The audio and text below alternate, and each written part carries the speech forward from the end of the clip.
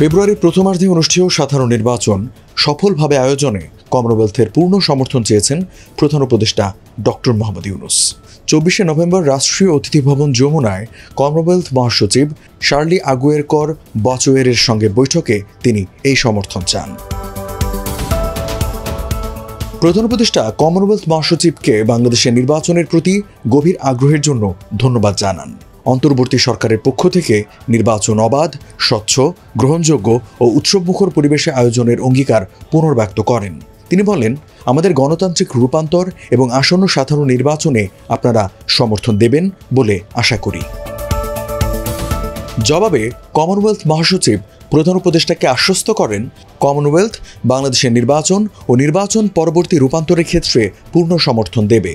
কমনওয়েলথের 56টি দেশ, যেখানে G7 ও G20 এর সদস্যরাও অন্তর্ভুক্ত, যাদের হাতে বিপুল সম্পদ রয়েছে। এই দেশগুলো একে অপরকে শক্তিশালী করতে সেই সম্পদ ব্যবহার করতে পারে। মহাসচিব আরও জানান, তিনি দেশের গুরুত্বপূর্ণ সব অংশীজনদের সঙ্গে বৈঠক করেছেন, যার মধ্যে রয়েছেন প্রধান বিচারপতি, আইন উপদেষ্টা, পররাষ্ট্র উপদেষ্টা এবং প্রধান নির্বাচন কমিশনার। বাংলাদেশের ভবিষ্যৎ নিয়ে আমি খুব আশাবাদী। মহাসচিব নিশ্চিত করেন, আসন্ন নির্বাচনের আগে পর্যবেক্ষক দল পাঠানোর জন্য কমনওয়েলথ প্রস্তুতি নিচ্ছে।